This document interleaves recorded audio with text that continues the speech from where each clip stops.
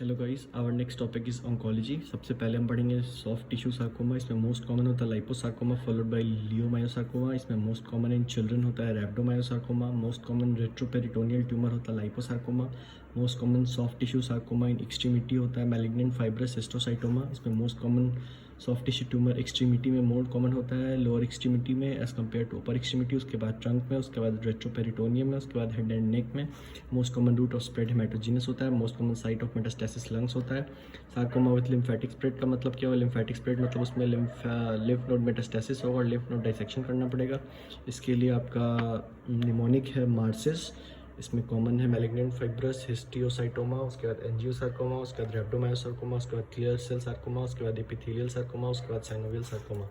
Investigation of choice for diagnosis of soft tissue tumour करते हैं हम ट्रू कट बायोप्सी और core cut biopsy. Investigation of choice to assess extent of soft tissue tumour करते हैं MRI. Investigation of choice to assess extent of soft tissue tumour sarcoma and retroperitoneum होता है CECT. Most common site of metastasis में liver होता है as compare to lungs. याद रखिएगा, इसमें एक्सेप्शन है।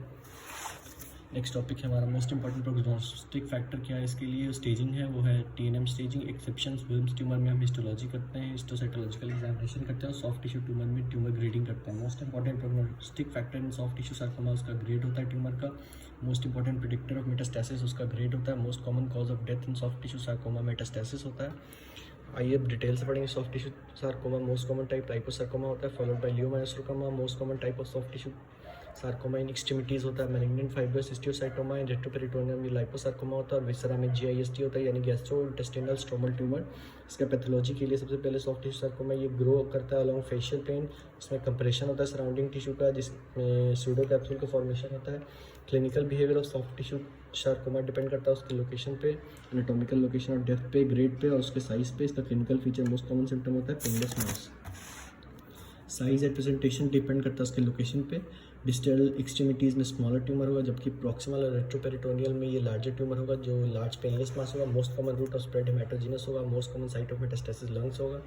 डायग्नोसिस के लिए इन्वेस्टिगेशन ऑफ चॉइस होगा सॉफ्ट टिश्यू सार्कोमा के लिए ट्रू कट और core cut biopsy. Investigation of choice to assess extent of soft tissue sarcoma के लिए एमआरआई यूज़ करते हैं और biopsy to assess extent of soft tissue sarcoma in retroperitoneum हम सीईसीटी करते हैं। अब ट्रीटमेंट देखिए, ट्रीटमेंट के लिए 3 रेजिमेंट है, सर्जरी है, रेडियोथेरेपी और कीमोथेरेपी है। सर्जरी ज़्यादा प्रेफर करते हैं जिसमें वाइड लोकल एक्सीजन करेंगे विद 2 सेंटीमीटर मार्जिन। इसमें ज़रूरी है कि आप क्लियर मार्जिन अचीव करें, इसलिए resection is done beyond compartmental boundaries. ये क्वेश्चन जिपर में आया था। रेडियोथेरेपी में हम कौन सा यूज़ करते हैं? ईबीआरटी यूज़ करते हैं यानी एक्सटर्नल बीम रेडियोथेरेपी और आईएमआरटी यूज़ करते हैं यानी intensity modulated radiotherapy. Chemo regiment में इसका क्या क्या डॉक्सोरोबिसिन है और आईफॉस्फामाइड है। उसके बाद प्रोग्नोसिस, इसका बेस्ट प्रोग्नोसिस मिलता है हमें extremities of soft tissue sarcoma में due to visible swelling. Most important prognostic factor इसका ग्रेड ऑफ ट्यूमर है and most common cause of death metastasis होता है। अब नेक्स्ट टॉपिक है rhabdomyosarcoma. Most common paediatric soft tissue tumour होता है rhabdomyosarcoma. इसका most common site parameningeal head and neck में होता है, उसके बाद extremity followed by genitourinary tract followed by trunk. इसके पैथोलॉजी में most common histological type of रैप्डोमायोसार्कोमा embryonal रैप्डोमायोसार्कोमा होता है और एडल्ट्स में ये होता है प्लियोमॉर्फिक वेरिएंट। डायग्नोस्टिक सेल्स क्या होते हैं रैप्डोमायोसार्कोमा में? ये होता है रैप्डोमायोब्लास्ट। अदर सेल जो इसमें पाए जाते हैं वो होते हैं टैडपोल सेल्स और स्ट्रैप सेल्स। एम्ब्रियोनल रैप्डोमायोसार्कोमा में स्पिंडल सेल वेरिएंट होता है। सार्कोमा बोटेरॉइड्स होता है जिसके ट्यूमर सेल में टेनिस रैकेट अपीयरेंस होता है। क्लिनिकल फीचर में इसका बाई मॉडल वेरिएशन होता है। इसमें 2 पीक्स होते हैं, एक 2 to 5 ईयर्स में और एक 15 to 19 ईयर्स में। मोस्ट कॉमन प्रेजेंटेशन इसका मास होता है। मोस्ट कॉमन रूट हेमेटोजीनस होता है। Most common site of metastasis lungs होता है। डायग्नोसिस के लिए investigation of choice true cut biopsy और कोड कट बायोप्सी है। Investigation of choice to assess the extent MRI है। ट्रीटमेंट के लिए अगर रिसेक्टेबल ट्यूमर है तो वाइड लोकल एक्सीजन करेंगे, अनरिसेक्टेबल ट्यूमर है तो न्यू एडजुवेंट कीमोथेरेपी देंगे to down stage the tumour और उसके बाद एक्सीजन करेंगे। और अगर रिसेक्शन करने के बाद भी पॉजिटिव मार्जिन्स आ रहे हैं आपको ट्यूमर के तो पोस्ट ऑपरेटिव रेडियोथेरेपी करना पड़ेगा। प्रोग्नोसिस के लिए एम्ब्रियोनल वेरिएंट का प्रोग्नोसिस फेवरेबल होता है जबकि एल्वियोलर वेरिएंट का अनफेवरेबल होता है। इसके 2 प्राइमरी साइट्स होते हैं, फेवरेबल और एक अनफेवरेबल। फेवरेबल प्राइमरी साइट में आता है non parameningeal head and neck, paratestis, vagina, orbit और अनफेवरेबल में आता है एक्सट्रीमिटी और पैरामेनिंजियल। देखिए डीएफएसपी क्या होता है? डीएफएसपी होता है डर्मेटोफाइब्रोसार्कोमा प्रोट्यूबरेंस। इससे आजकल क्वेश्चन बहुत ज़्यादा आ रहा है। डर्मेटो मतलब डर्मिस और सबक्यूटिस को इन्वॉल्व करेगा, ये लो ग्रेड होगा, ये रेयरली मेटास्टेसाइज करेगा, लोकली रेकर कर सकता है इसलिए radial extension through subcutaneous tissues में प्रेजेंट होता है। मोस्ट कॉमन साइट इसका ट्रंक होता है 50% केसेज में, एक्सट्रीमिटी 30% केसेज में और हेड एंड नेक 20% केसेज में। इसका पैथोलॉजी ये एसोसिएटेड होता है सैटेलाइट मॉड्यूल से, ये क्वेश्चन आ चुका है। इसमें CD34 सेल पॉजिटिव होता है। मोर देन 75% केसेज में आपको रिंग क्रोमोसोम मिलेगा, यानी क्रोमोसोम 17 और 21 के बीच में ट्रांसलोकेशन होगा।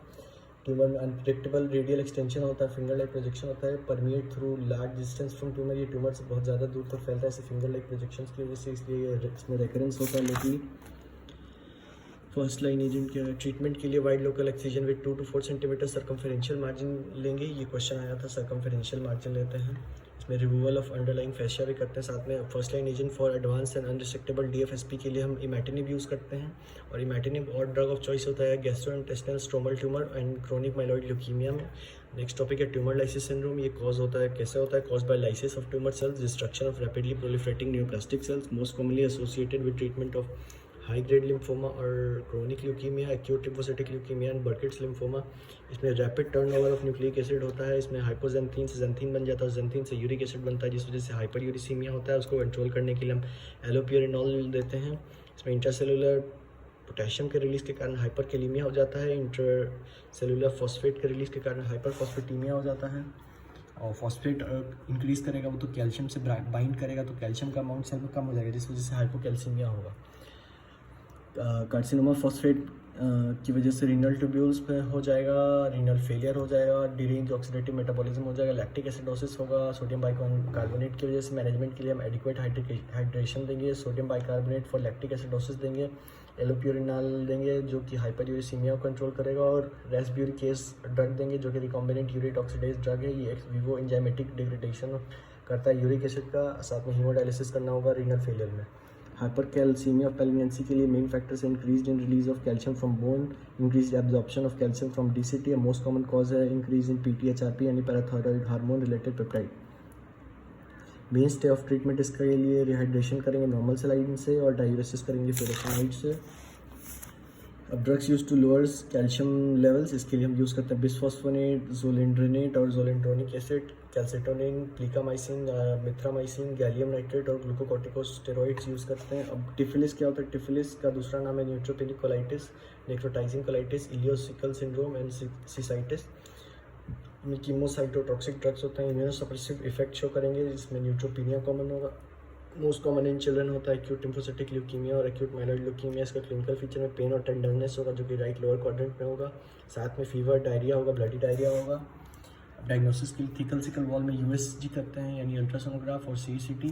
कोलाइटिस के लिए एंटीबायोटिक्स यूज़ करेंगे, इसका मैनेजमेंट कंजर्वेटिव होता है। इंडिकेशन क्या क्या होगा सर्जरी के लिए? अगर 24 घंटे तक कोई इंप्रूवमेंट नहीं होगा एंटीबायोटिक्स के बाद तो हमको सर्जरी करना पड़ेगा, या फिर परफोरेशन हो जाए तो उस वजह से सर्जरी करना पड़ सकता है इमरजेंसी केस में।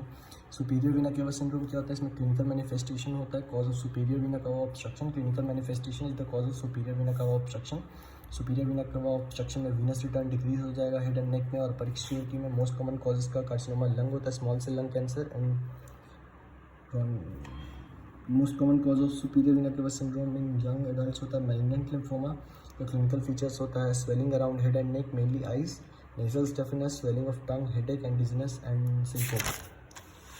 इसमें कंप्रेशन ऑफ ट्रैकिया होगा जिस वजह से डिस्निया होगा, कंप्रेशन ऑफ इसोफेगस की वजह से डिस्फेजिया होगा, रिकरेंट लैरिंजियल नर्व डैमेज की वजह से होर्सनेस ऑफ वॉइस होगा, साथ में एडिमा होगा हेड एंड नेक में, आर्म में और अपर चेस्ट में, और साइनोसिस भी प्रेजेंट हो सकता है। इसमें डायलेटेड वेन्स मिलेंगे आपको नेक एंड चेस्ट में।